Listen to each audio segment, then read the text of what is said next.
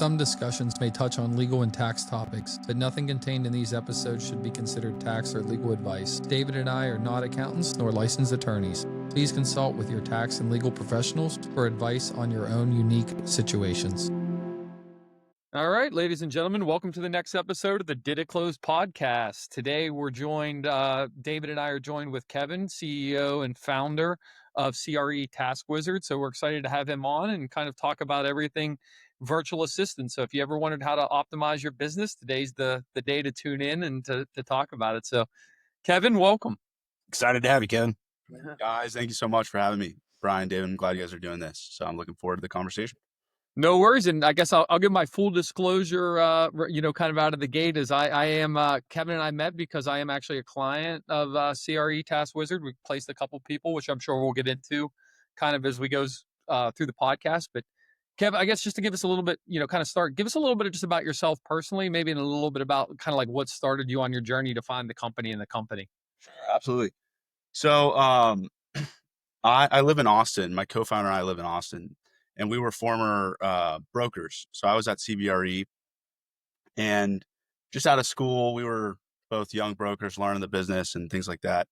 And what I found out was pretty quickly into my career, I started working with some offshore talent in the Philippines and kind of helping them help me basically win more deals, which is tough to do when you're just getting started in brokerage. Absolutely. They would build, this was probably 5 or 6 years ago before AI or anything, but they would build lists for me to prospect out of.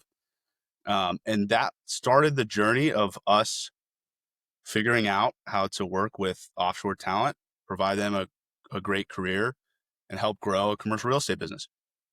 So that was 3 or 4 years ago. And now that's all we do. No more brokerage. We just help brokers basically, hire offshore staff. So I'm curious, a lot of people that start out with hiring VAs, their first experience is not usually the best, especially when they're not going through a company like you, but just hiring somebody. So Yep. What was yours like before you started all this, when you were just trying it out as a broker? It's a great question. It was awful. The first time I did it, I couldn't get a consistent, output. I didn't know how to train them. I didn't know the best way to train them. I would hop on a Zoom call and just kind of like tell them everything I wanted done, and it would come out nothing like how I had envisioned it. But like anything, it's kind of like going to the gym. The first time, a couple times you work out, you're real sore after, and then you keep going back and you start to get a rhythm, and eventually you get better and better at delegating. Good analogy. Kev, just out of curiosity, what asset classes were you working in when you were a broker? I was an office broker. So Okay. office tenant rep. I did some industrial too, but I was doing office tenant rep, and then my co-founder was more in the multifamily sector. Okay. Yeah. And I saw you were at Marcus and CB. Is that right? Did you? Yeah, Marcus was a college internship. Okay, an internship. Okay. And then when I graduated, just went to CB, moved down to Austin. My family's here. So, yeah. So give us your kind of timeline of when you decided like, hey, I'm going to go from brokerage to this is what I'm going to do. I'm going to develop a company that's centered around this and do this full time. Well, there was a middle stop. So I, like 3 years into brokerage, I got what I call a startup itch, which I couldn't shut up. I really wanted to be a part of like a company, particularly in the software space. And so I partnered up. I was the first employee at a prop tech company called FlexDesk. And I was there for 6 or 7 months. We went through Y Combinator, which is like a tech incubator in the Bay Area. And there again at FlexDesk, I was kind of tasked with leading a project where we had to hire a bunch of people offshore to do like a data scraping project. And through that project, I realized after we had finished the project that we had all this trained commercial real estate talent offshore. And so Eli and I basically moonlighting, like I would finish my work day, and then we would introduce some of this offshore talent to brokers that I had known. And that's kind of how we evolved. It's just basically taking people that we knew, we trained up in real estate, and then matching them up with our friends. And that's kind of how Task Wizard was born. So what did FlexDesk do? I mean, was it similar or was it, I mean, like, No. So FlexDesk is a software that helps companies make strategic decisions about their office leasing portfolio. okay. So they have big corporate, even like Fortune 1000 clients, and they track usage of the portfolio and how many people are coming to the office to help the real estate department make really keen insights on what to do next with their portfolio. Okay. So the people you were meeting that were that you're talking about were just kind of working on the back end of the software and helping you guys run your business, and you just got to know them and made the connections that way. Is that right? Okay. Yeah. Interesting. Yeah. Yeah. So this So started out with just kind of hooking up the brokers in your shop and people you knew, and realized, light bulb, man, I can make some money doing this. Yeah, it was we threw up a Twitter page and like made a website in an afternoon. It was like virtual assistants trained in commercial real estate. That's a great idea. And we were like, you know what? We'll establish a company when we we get the request for the first contract. And we just like, it was just totally bootstrapped. We didn't know what we were doing. And actually on Twitter is where we got, this is often how it works, but we commented on some real estate person's Twitter, like, hey, book a call with us. And we would get on the phone with a broker like y'all self. Like, yeah, we can go, we've got some people we know that are trained in commercial real estate in the Philippines. And, we had 3 or 4 at that time. And they were like, great. I'd love to interview one. And we'd go hang up the phone and call the VAs. Hey, can you get on an interview tomorrow? And, basically the business model is super simple. You take the cost of the VA, mark up like $2 or $3 an hour. And that's what we make our profit on, where we manage and train the VAs. That's kind of like how it started and how it's still going. Oh, that's simple, but genius. I mean, it works. Yeah, it works. So I guess kind of like, VA is not a new concept for a lot of us, but it is a new concept for some, right? Or kind of, so, I mean, I guess kind of going back, right? I remember the first time that I heard about a virtual assistant was really in Tim Ferriss's book, 4 Hour Work Week, right? That's kind of like, I remember reading it there. So, I mean, maybe from your perspective, Kevin, what has been kind of the evolution in offshore talent and virtual assist? I don't know, it's just, virtual assistants and all the offshore talent that goes along with it. What has been that maturation process kind of from your perspective? I think VA or virtual assistant is the buzzword that gets people in the door. But then you quickly realize that offshore talent is really like like there's a spectrum of talent out there. And that spectrum replicates exactly what we have here in the States. The pay scale is different, but the breadth of talent that is available to people is really the same. So VA, virtual assistant, is often synonymous with like entry level kind of repetitive work. Now in the day of AI more and more is freeing every business up in every industry to actually put the burden of that repetitive work on AI. And so I think the evolution of offshore talent will replicate what's going to happen here in the States. You'll look for better talent.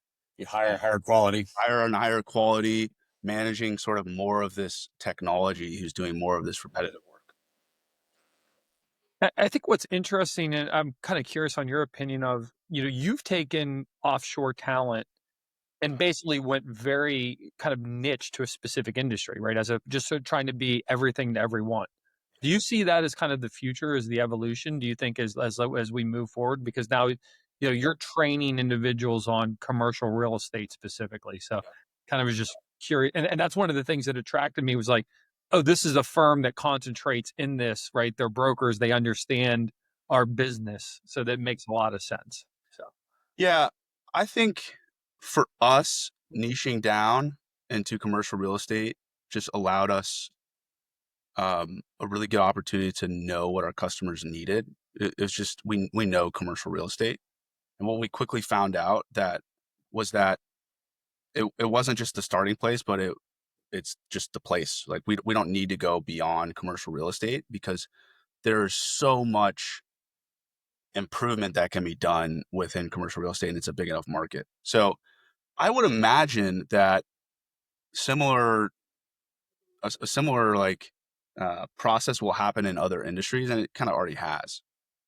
Niche down, talk about how to put talent into this specific industry or that specific industry. Kind of imagine what will happen. Why don't you let's get down to the nitty gritty. Like what do you say the offshore talent can do, and what do you tell people they can't do or shouldn't do? Like best practices, stay away from. Yeah. So there's basically 4 verticals in commercial real estate. If we're talking about commercial real estate, Yes. there's basically 4 verticals of work that offshore talent is good at. And you can find 2 types of offshore talent. You can find generalists, and generalists can do good work across 2, sometimes 3 of these verticals. I'll tell you the verticals in a second. And then there's specialists, and the specialists do better than good work, but only in one vertical. If I were to simplify things, that's kind of how to think about offshore talent. Okay. 4 verticals in our industry, in commercial real estate, are data and lead generation, which is the first one. Transaction management is the second one. The third is marketing. And then the fourth is financial analysis. Okay. And some of those verticals, like if you're talking about one person, complement each other way more than other ones. Like a lead generation specialist is not going to do very well, typically speaking, with financial analysis. The personality types just don't. Different people. Yeah, different people. Just like brokers. I mean, you get some that are good at certain things, but that's a different left brain, right brain kind of thing. That's right. Good marketing people are typically not good cold callers. Yeah. Yeah. So do you have some of the talent? I mean, they're actually making calls for brokers and drumming up deals, or I mean, explain how that works. I mean, that's interesting. Yeah. So when we first started pairing up people for cold calling, I was like, man, I couldn't see it as a viable solution. Getting a broker to have somebody who isn't in their market, knows nothing about their market, cold call people. That's what I would think too. Yeah. What we found out from a great client of ours, an early client of ours, was that the purpose of the cold call is actually not to verify or to verify a lead or generate a lead, but it's to verify that a specific phone number belongs to an owner of a building, to verify the contact information, which basically there's a spectrum of types of owners, right? If we're talking about an owner, there's more institutional owners and there's like more mom and pop owners on the bottom of that scale. Yeah. The hardest data to find is when you're on the bottom of that spectrum. If your target market is mom and pop owners, it's actually really difficult to find who's the owner of this property, what's their actual phone number. Whereas if you're chasing like REIT owners and big institutional stuff, you kind of know who that is. Yeah. Websites and all that. Yeah. Yeah. So the cold calling started with just mom and pop owners, verify contact information. And we just met better and better in talent. And now they do call on behalf of brokers and generate business. And we hear about deals closed left and right that were sourced from a cold caller in the Philippines or in Egypt or wherever we hire them from. And so I would think, especially those that are making calls, their English has got to be pretty on point or pretty good. Is that fair to say? Yep. So again, back to the generalist versus specialist thing, cold callers, that's all they do. They make cold calls. And we have hired cold callers from 18 countries now. And if you just hear their voice, would not be able to tell that they don't live in America. Okay. You might be able to tell that maybe they immigrated here or something like that, but sure, there's really no accent. Is there any accent that you find gets better results? We discovered this 4 or 5 months ago, thanks to another client who told us about this. Egypt, huh? Yeah, the people in Egypt are, first of all, they're incredibly hardworking and fun to work with. Every country has a different culture, right? Sure. Too, and they love to learn about the industry, which I think is awesome. And we have a guy named Martin that cold calls for us, and he kind of has he took on this Manhattan persona when he's on the phone, so he kind of sounds like a Manhattan, just kind of that's cool. Cold caller. It's really fun. Yeah. Kevin, out of those 4 verticals that you kind of just mentioned, But like, what do you think the breakdown is? Like, is as far as like, where you're placing people today, in those areas? Yeah. Well, I'll tell you how it looks today, and then it's going to look different tomorrow with AI. But today, 60-70% of the clients hire us with the predominant need for lead generation. So there's two components to that. There's the data, the research side, and then the lead generation side. So, scrubbing all the data and doing all the research feeds into the person who's going to make the calls. One person can do that. So that's like most of our clients.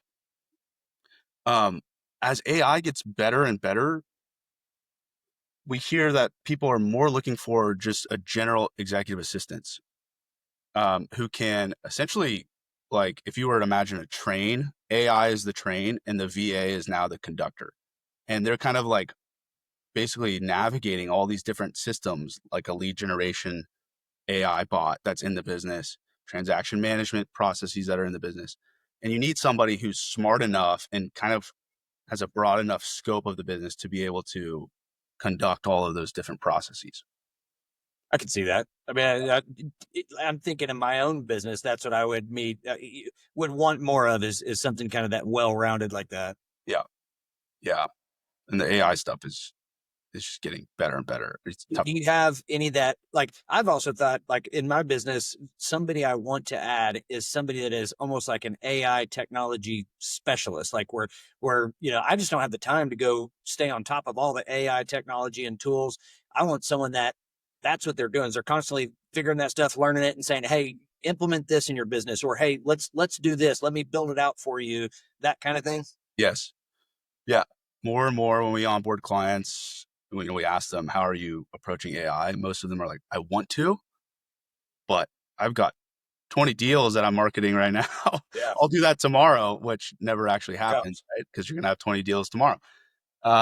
So yeah, we try and encourage our clients to be comfortable with their VA when they're interviewing VAs, to be comfortable with allowing them that burden to fall on the VA. So we train our VAs up on AI, but more importantly, we look for VAs that want to learn about technology. Right? That's the big thing. If they have the passion and want to learn it, I found just people in general on AI, like when they're passionate and want to learn about it, I mean, the sky's the limit because, people that say, oh, I'm an AI expert, it's like, really, for how long? Because it's so new, and it changes every day. And so if unless you're constantly learning, then you're not staying on top of it. I think it's a great point. And it's also goes when you're managing anybody, but especially somebody offshore, it's really important to be okay with them allocating their time to bettering themselves, which a lot of people see a VA as just a task executor. I need you to do this, this, this, which is fine. But then they get stuck doing that. If you don't also make it a part of their job To improve. to figure out how they can make that level themselves up. And if they don't see the long-term vision, for themselves in leveling up your business and making it more efficient, they're just going to be happy with just doing the task each day and it won't improve. Just like like an in-person, I mean, somebody that's working for you, if you just if they don't see the growth, the opportunity, they're not going to be happy. I mean, there's some people that are, and they're fine with that. Right. But it sounds like you want to give them the opportunity to continue to grow and get better, and it'll be better for you in the long run too. Right. It's like stacking up a pyramid, right? Yeah. So Kevin, I know we've talked to tons of people who have thought about this, right? And I'd love to kind of dive into the process, right? So from like, what's it look like? Like, someone reaching out to you to like say, hey, I'm potentially interested in this. Like, I mean, I've gone through the process now twice and I learned a ton. Like I was shocked, like one of the things of like the speed, right? From interview to the VAs being, or I'm sorry, offshore talent, right? Being basically placed. I mean, it's quick. So I'd be kind of curious that maybe like if someone reaches out to you, what's the process? How do you go through finding those matches and making those yeah, good point. So it starts with discovery. So we need to really if we're talking about commercial real estate brokers, we need to get on the same page with the broker before they ever look for a VA. We need to understand the bottlenecks in the broker's business currently, right? So there's either bottlenecks that are the broker's stuck and we need to address the bottlenecks, or there's missed opportunities. The broker doesn't have bottlenecks, but they're not, doing all that they could because maybe they're just kind of stuck with the status quo. So once we kind of get on the same page with the broker about the bottlenecks, then we are able to discuss different ways to solve that bottleneck. And a VA or an offshore person or an employee period is not always the right choice for solving that bottleneck. It could be software. It could just be a different way to work. It could be a change in your daily schedule, all of that stuff. But oftentimes we find 40% of these calls that we jump on, a VA can help with some period of that or some portion of freeing up the bottleneck. And once we get on the same page with the client about what the bottleneck is and how you could potentially solve it, if a VA is a good choice for that, there's certain characteristics in a person that would be more likely to solve that bottleneck. And that is how we internally come up with our basically job description for VAs. And we set up an interview with our clients where we bring 3 or 4 people that match that description to an interview. The client doesn't have to sign any agreement. They can just meet people. And the more than not, when a client gets on an interview for the first time, that's when the light bulb clicks. They go, oh, I didn't realize that this was out here. This is possible. These people were out here at this, this wage or whatever it may be. Right. Interesting. How do you maintain that, so that someone comes with you, how do you maintain that stable of offshore talent that you're able to say, okay, we did the discovery call with a client. We have the characteristics that you're able to quickly go out there and pull from that to line up those interviews? Great question. So this goes back to when you talked about niching down in one industry. Because we're only in commercial real estate, we hear the same bottlenecks over and over and over again from the same types of people, commercial real estate brokers. So at this point, we basically have an assembly line. Our recruiting team recruits in 18 countries, and we have an assembly line of people that address the same bottlenecks that we hear all the time. So when we hang up that discovery call and it's time to set up an interview, we just pick the top 2 or 3 people off that assembly line. Every now and then we'll hear one of the bottlenecks is highly specialized. And we don't have that person on an assembly line. And we just tell the client, this may take us 2 or 3 months to find this person. Are you okay with that? And that could be like, hey, I need a expert on this specific niche CRM. Great. We can probably find that person. I don't know when, but we can look for that person. Right. So how do you, do you just literally, you're running ads and I'm not asking you to give away your secret sauce, but is it, because I imagine you're not going out to all these different countries and interviewing people, but you've got kind of processes in place where you're running ads and referrals. And how do you get them? So the process now looks way different than it did at the beginning. In the beginning, we just made an insane amount of job postings and all day would just interview people. Now we have several hundred people on our team and they all have their own networks in their own countries. And when their peers ask them, hey, how'd you get such a great job? It seems like you're happy here. They tell them the story and we incentivize. I say, get a referral or something. Yeah. We incentivize our team to spread the word. And what we found out, because with VAs, there's a lot of issues with VAs at first, when you're first starting to work with VAs. There's, you're more likely to get ghosted by a VA compared to a typical employee.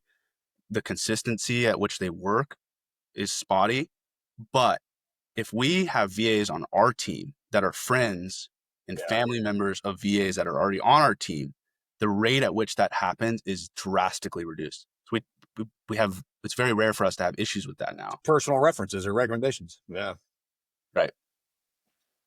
So I guess kind of continuing down this path, because I think there's so much to learn here, which, because I just remember going through the process and I learned a ton is, you go out, you reach out, you line up these interviews, right? And so you get on a call, you do 3 or 4 interviews, right? What would your comment if you're, I'm a broker coming to you, how quick are decisions being made? When you interview these individuals, how quick are they getting picked up for jobs on the other side? It happens fast. And it's something we think about. It happens fast just because we have so many brokers requesting for VAs. So they on our assembly line, they're plucked off quickly. But hiring fast is not always the right choice. So we're okay with telling people, hey, if you interview somebody right now, like, you know what's out there, go do some homework, a little more homework, now that you have a taste of what's out there, on what you actually need. And then come ping us in 2-3 months when you figure that out. And the assembly line will be, all ready for you. But when you're ready to hire, you should be ready to hire quick and fire quick. Yeah. If you, in the first week of the job, are like, this person's not an A player, let's take them out. Let's get somebody else back in, which, we encourage our clients to do. And we tell the VAs the same thing, right? This isn't somebody that you see yourself with long-term, then, let's call it here so that we can get you the right person. Right fit. Yeah. Fit, right? On both sides. On both sides. Yeah. Yep. Yeah, that makes sense. We've always said, Massimo has a phrase on this, on team building: hire slowly, fire quickly. Yes. Make sure you're hiring the right person, because it's such a hassle to go through and train someone up and do all that. You don't want to keep doing it. So it's like, either the right fit or they're not, but make a decision. The worst place to be is in the gray area. Yeah. Where you're like, this person's pretty good. I think they're good. They do something, you're like, they're not that good. And then one day they're like, they're pretty good. You can live with this. It's probably not a good fit. If you're in that gray area, you need to cut the cord. What do you think that the ramp up time is from when somebody hires a new VA to when, they're, I'm not saying 100% full speed ahead, but things are starting to hum along? Because there's always going to be a time period where it's, it's bumpy and trying to figure each other out and get processes and systems down. What's that usual time period? So this specific piece is highly, highly reliant upon the broker. If you have hired somebody before, managed is really the important piece. You're much more likely to go through that quickly. If this is the first time, it is going to be bumpy for you, and you just need to be okay with that. Unless you have some special gift of managing people, which some brokers do. But it's also impacted by the type of talent you hire for. So if you're hiring a specialized person, the ramp up on that is pretty quick. We're talking a couple weeks. Yeah. Right. Because the process is so neatly defined. If it's more of a generalist, they're doing work across different categories. They just need to watch you work and watch your current processes. They just got to kind of learn by doing over a longer period of time. But the more structured your onboarding is, where you can get on the phone with them and say, hey, first 2 weeks, here's what I'm going to do with you. This is what you can expect from me, right? Here's what I'm expecting from you for this first 2 weeks. And then if we accomplish this, we're going to go to the next phase. All the surprises are taken out if you handle it that way. Brian, how long have you been working with your assistant? We're probably going over a year now, I think, right? That long. Wow.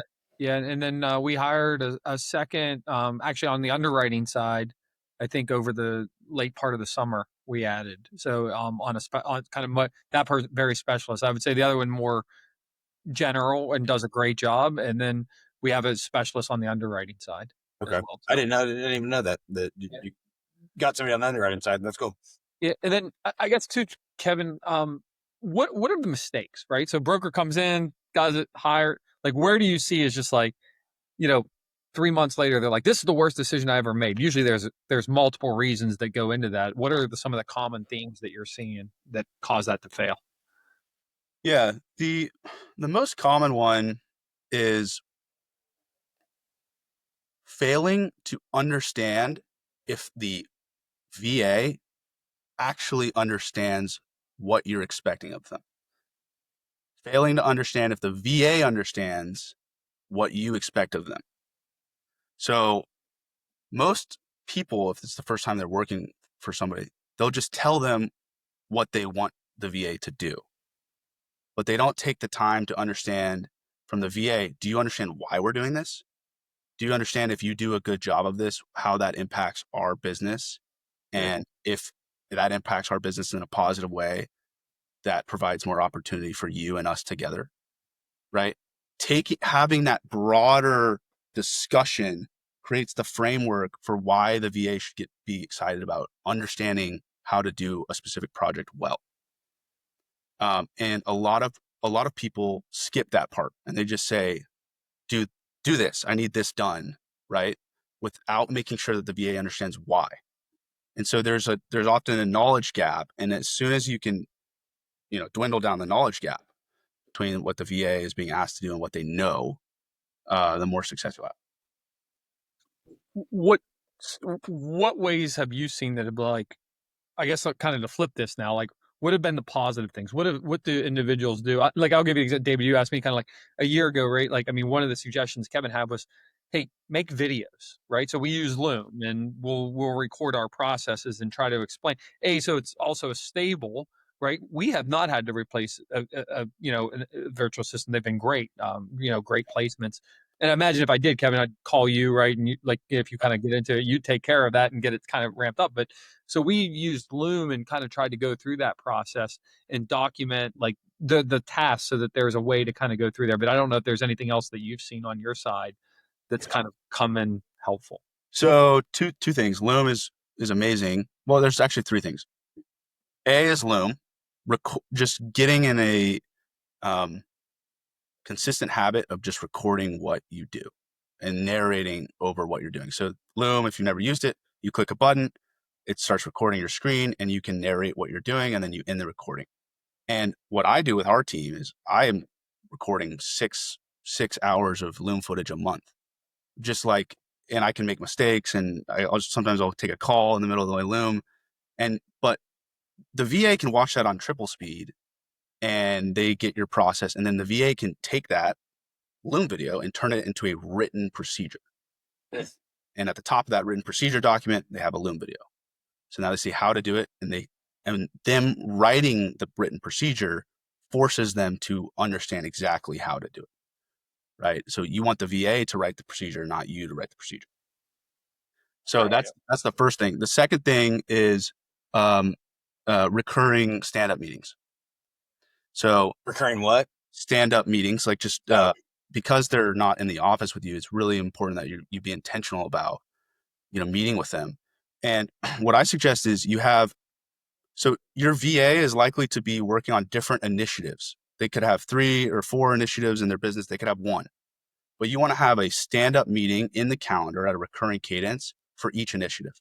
So if you have a VA that's working on lead generation and underwriting, you might have the cadence at which you have a lead generation meeting might be once a week. And the cadence at which you have an underwriting meeting might be twice a week. It's going to be different for your business, but then that meeting is structured around that one thing. And that forces the VA to grow quickly. The last thing, which is new, is a ChatGPT team account.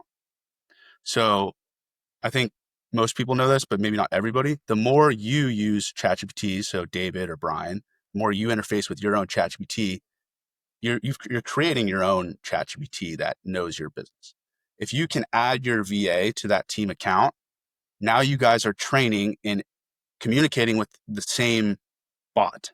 And so now instead of a team of 2, you have a team of 3. The ChatGPT bot, Brian, and the VA, right?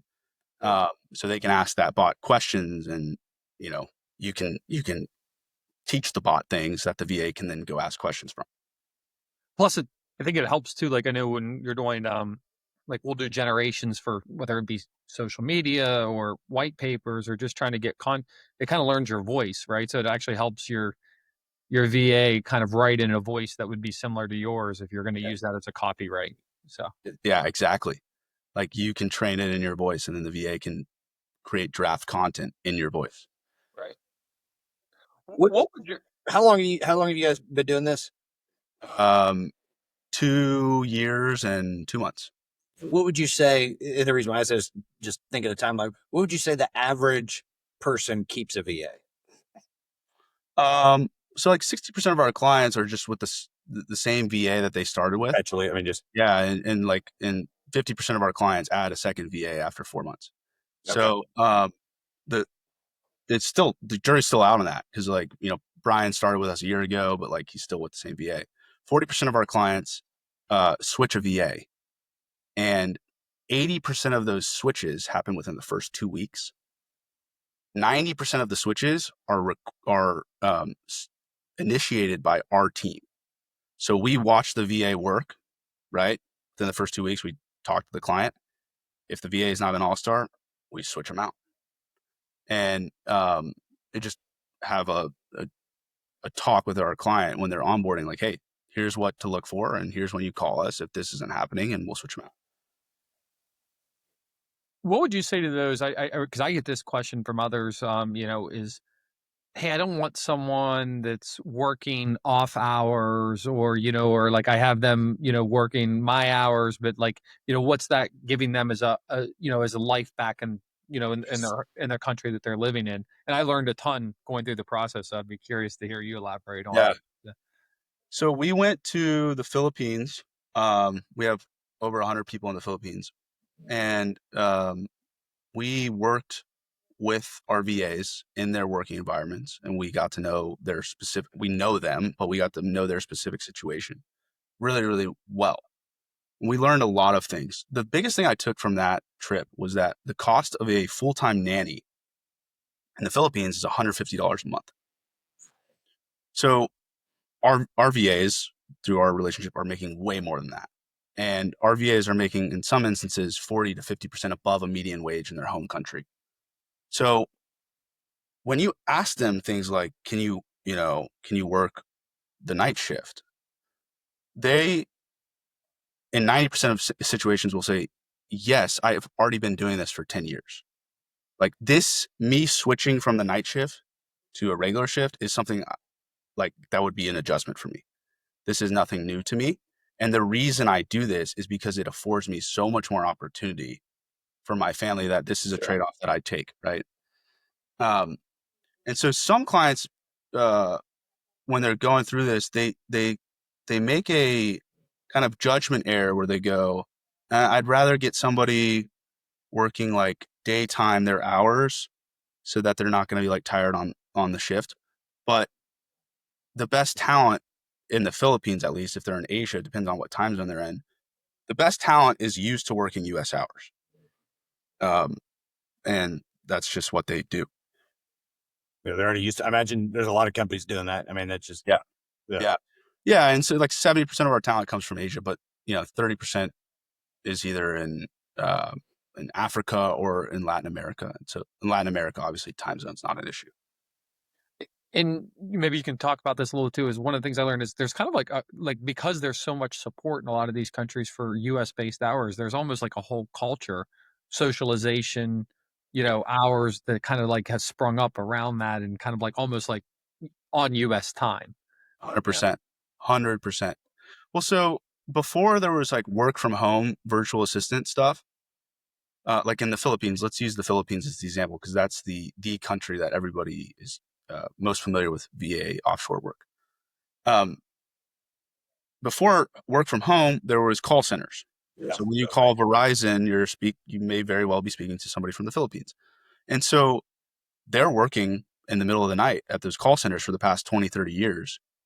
And yeah, there's a ton of infrastructure around that. Like women with children are driving to and from the office at 4 a.m. every day, right? There's safety concerns around that. There's a lot of infrastructure that's been built, and the cultural support is well positioned for that to be an okay or even a beneficial way to live. I don't remember what movie it was. I saw one and it was about that. And I even had, I mean, there were nightclubs that were like really odd hours for like young people that work those hours, because that's when they would go out and do stuff. And I just thought it was interesting, but it makes sense. I mean, you go where there's a need. I mean, businesses fill needs. Yeah. Yeah. So one of the things I always ask our VAs is like, hey, how do you spend your time? What does your weekend look like? Not what does your week look like? Some people try and like kind of adjust their body clock on the weekends so they can live like a normal life, which is totally normal. That's what I would do, especially if you're like in your 20s or in your 30s. Some people don't. But we find like there is a big drop off in performance when people try and go Switch their hours on the weekend. totally switch. Yeah. Yeah. Like if you're That's your kind of like, volume, your clock. yeah, if you're molding your work shit day a little bit, like 3-4 hours, yeah, it's totally fine, right? It's just what you do. But it can get your body clock. It can add up on yourself for if you're doing that for 10, 20 years for sure. Like, yeah, but I mean, I think they've done those studies in the U.S., right, with those that were working third shift. If you're, a nurse or first responder, and then you're trying to switch back, on and off. I mean, I think it kind of shows, right? It's difficult to do after a Yeah. while if you're Yeah. continuously switching. Yeah. So For sure. This is not an odd question, but how do you prevent people? Because there's always people that try to go around the system. How do you prevent someone that has a VA with you for 6 months and then calling their VA and say, "Hey, why don't you just stop working? I'll pay you." I mean, I mean, I see there's people in our business too try to go around brokers and different things like that. And obviously, I don't care to work with them if they do that. But there are those people. What's your safe, like something in place to prevent that? Yeah, we don't try and prevent it. I mean, it's probably happened a couple times to us. And take care of your employees, and they don't want to. Yeah, we take care of them. Like we've had some employees, some VAs tell us, "Hey, like he said this to me." I think what we try and just do is just create a culture where we take good care of our clients. If they need support, they can get guidance from us on like how to grow their team. I guess that's true too, because it's not just supporting your employees; it's supporting the clients and helping them out too. So they're getting the benefit. Yeah. And then the VAs, we pay them every week at the same time. There's like, if you're paycheck to paycheck, there's huge value in that, right? Yeah. There's the little things like that, like their friends work here. But yeah, there's like little things, like there's a clause in our contract that says you can't do that. You can't go around us. Sure. But the biggest thing that we do, which I think is different than like every VA agency that I've ever heard of, is we put our interviews before a contract. This shows a lot of trust. Yeah, it's like, look, nothing to hide. I mean, we're going to put the candidates in front of you. If you want to go and try and hire them directly, that's totally fine. That's just how we do it. And I think it just puts like a token of good faith to the client and the VA. That's like, we do see value in our role, Task Wizard's role, in helping this thing run efficiently, right? I agree. I get that. What how many, just numbers wise and not exact, but somebody that goes and interviews somebody, I mean, how often do they say, "Yeah, I don't want to," or they do the interviews and like, "Yeah, I want to"? I mean, is it people deserve? Our first interview conversion rate is 75%, about.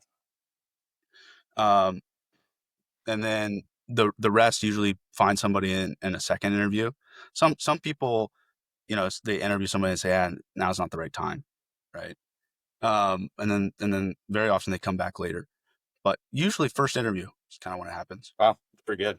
Yeah. I remember my first interview, and I said, I was thinking about it overnight, and I called Kevin. He's like, that person's gone. Like, it was like 24 hours later, like they were snatched up. But then we got a great person. I mean, people are going to get them. I mean, yeah, but then we got a great person who's been like with us for a year. So it's been, and I'll give a shot.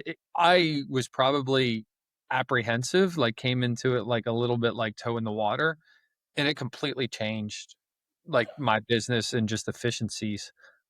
Things are just happening now, right? Like, I mean, it's just like the schedule just gets made, and now I can just kind of get up and David and I are, we kind of live a similar life. Like we do multiple things all in commercial real estate, right? We do some coaching. We're doing a podcast here together, right? And we've got our brokerage, which is, our primary focus. That's where we spend our time. And so there's multitudes of different things that have to be juggled, and it's nice to be able to have somebody to look over, to not only do it, but also to look over your shoulder, because they've caught mistakes I've made all the time. And they're like, "Hey, you sure you want to book over that other meeting that you have? You sure you want to book that the night of your anniversary?" Right. And I was like, "Oh yeah, that's a good point." Yeah. Reminder, you're not superhuman. Yeah. Yeah. And that's a great point, Brian. And like the other thing that just feels good, and kind of the reason we do it, is like I mean, she loves you. I mean, you've changed her life, like just brought so much opportunity for her, and it just creates this really fun loyalty that just you never would have had if we didn't have all this technology, if this wasn't possible. And it's just fun. Cool. It's just cool. Speaking of that, I actually brought up a good point, and I won't talk about we try to keep this firm agnostic because this isn't about any firm or whatever. What have you seen some of the challenges with some firms, right? We don't have to name names Uh-huh. on them. Like, some are against this type of thing. Some of them have technology barriers in place. What Yeah. are some ways that you've addressed that kind of moving Great forward? Well, so with some firms, so basically, like for the vast majority of our clients, it's a 3-party relationship, and the VA is an independent contractor in contract with us. But we can also recruit on behalf of a client and place an employee where they actually have a company computer and company documents and things like that. Now, for the vast majority of clients and companies, they don't want to jump through all those hoops. And they have payroll tax, and then they have so all the all that other stuff that comes with it. right? But we've done it with some clients where that's the pathway they want to go, and so we can do it that way. What about, like, I'm thinking too, like and I've had some experience with troubles like Calendly and things sinking. And so I thought like having a VA, they can do that where, where IPM or emails and IPMs don't work well together, not allowed to. I mean, how's the VA work with that? I mean, like if say, they're not allowed to access a company or something, that Yeah. Well, so every tool and software is different, right? And again, a reason why we niche down in commercial real estate is because we know the most common tools and softwares in commercial real estate and how to handle those. So like during onboarding, we kind of like say, hey, they might need a VPN, if you want them accessing these tools or softwares. If you ever go to like, Europe or something like that, you try and log into your US Netflix account, you can't get in. Same situation. yeah. VPN, you can get in. It's still your account, right? You just use a different IP address for it. What about, do you see a lot of the clients trust, like, I can't remember who it was, and maybe it was Brian, I don't remember. Trust their VA explicitly to where like sending client gifts. I mean, they use their credit card and have stuff like that. I mean, is that pretty common? And any issues with that? So, well, first of all, you should always talk to us about what you're trying to do with the VA, because there's a lot of really, even if your VA is, you have so much trust in your VA, there's still like security risks with like, Sure. and a credit card. Like, Yeah, anybody can't. I mean, what if their computer gets stolen or something? So let's just use the credit card as an example. There's a software called privacy.com where we use this like crazy. You can give your VA their own virtual credit card, and you can put a cap on how much spend they can put on that credit card. So now your VA has their own credit card that's linked up to your bank account. They don't have direct access to your bank account, and there's a threshold on how much money they can spend. So if you wanted your VA to like go buy a AI tool without sending them your credit card, you just dish them their own virtual credit card, and you put spend limit like $10 above the price of the software. Great tool, privacy.com. Because I think, I don't know if you ever read the book Mr. Schmooze. It's really a good book, but it's about it's actually was written about a commercial real estate broker, but he's just really focused on client engagement, client experience, and stuff like that. And in that book specifically, every time he leaves a meeting, he calls his assistant. He's like, send that person a copy of this book, or send that person this magazine, or whatever. He's just buying gifts. And I could see, to me, I've thought of that before, as assistant, just calling him and saying, hey, I left this meeting, I thought this was a great idea, send it to him. And so I guess something like that would work for that. Yeah, we've got a client who has his VA logged into his there's like a cookie delivery service, and she'll just send cookies to the clients after a meeting or something like that. Great idea. Yeah, I love it. Yeah, we started doing even like because they have the like handwritten or handwriting.io that sends thank you note. You can go on and it looks like it's actually handwritten. We'll do that a lot and kind of give that and say, hey, can you send a thank you note out here? It's just on sent. You can really automate a lot and really have that personal touch. Yeah, Well. yeah. I mean, for sure. And like we were talking about the ChatGPT bot, right? Now it's in, if like you don't have to be the bottleneck of writing the copy. Your VA can prompt your ChatGPT bot, write this note. She takes that copy and puts it into handwritten, and now you have a note that's like going out in your voice, right? Yeah. Makes sense. Kev, just to switch gears a little bit, I mean, because part of this too is talking just kind of about leadership stuff. So you made a switch, right? You switched from brokerage to really an entrepreneurial role. Like, can you kind of just talk a little bit about that and kind of like how that evolution was, and kind of what advice you would have for people out there that are kind of looking along those sides, maybe some of the trials and tribulations around that? Yeah. Well, I mean, being a broker is pretty entrepreneurial, right? I think we can all agree. And I was fortunate enough to be on a brokerage team with it was a decentralized team. You could kind of work on deals with everybody, but everybody's kind of their own entrepreneur running their own business. And that just got me really excited, So I think, the way I just think about leadership is you just, doesn't matter who in the company that you're dealing with, is you really want to understand what makes them excited. And a lot of people, they're not tying judgment to that. Like, a lot of people aren't excited about work, but they actually throw themselves into work and do an extremely good job because it gives them the ability to have what they want outside of work. And some people view work as everything, right? And either of those can work for different types of roles. And, just being okay with that, I think is kind of has been really helpful for us in building the company. And it's created a really strong, fun internal culture. We're all on the same page. And when somebody's not on the same page, you're able to identify that and get them out of there. Interesting. David, any questions from you? And I know we're getting here to the top of the hour, and I always want to be respectful of everybody's time. So, No, I mean, this is interesting. I mean, you're probably going to be getting a call from me to talk about it. I mean, I've got an admin, but there's things that I want even beyond that, that I think, could help in my business. So I was actually really looking forward to this call, just kind of learn more from that standpoint too. I've always been hesitant to pull the trigger for the same apprehensions I think a lot of people have usually with the VA, but I've learned from Brian's experience, I mean, that it's been incredible. And so I'll probably be setting up a call with you soon.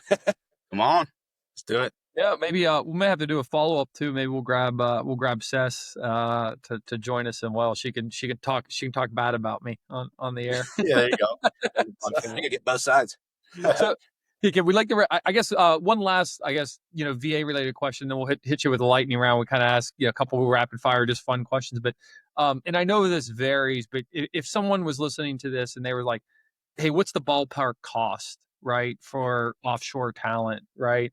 Maybe you can give us just some ranges. I know it varies depending on, the experience level and et cetera, but it varies. So we've got basically two types of shifts, part-time or full-time. Depends on the role, but part-time, you're going to be somewhere in the ballpark of $1,000 a month for 20 hours a week of work. Can go a bit above that depending on the role. And then, full-time is somewhere basically double that, like $2,000 a month, somewhere around there. It just depends on the type of role. The more simple the role, the cheaper it's going to be on that scale, and the more complex, the higher it's going to be. It's just like hiring anybody. I mean, the more talent or skill they need, the more they're going to cost. Yeah, it's the beginning of 2025, just to mark in case inflation takes. That's a good point, right? Right. Well, awesome. Well, I'll hit you with a couple questions. If you were to give advice, maybe best business book that you've read, what would you recommend? It's actually not a business book, but Atomic Habits is, I think, just great for a whole company to adopt. I think that's a great book. Yeah, I've heard of that one. I hadn't read it, but I need to. If you could outsource any task, what would it be? Making sure that I am as likely as possible to spend the time with the loved ones that I have in my life as possible. Just making sure I'm checking all the boxes. I got the date with my fiance booked every week, all that stuff. Good idea. I know you've traveled a lot. Best last trip that you ever get to take outside the U.S., where are you going? Well,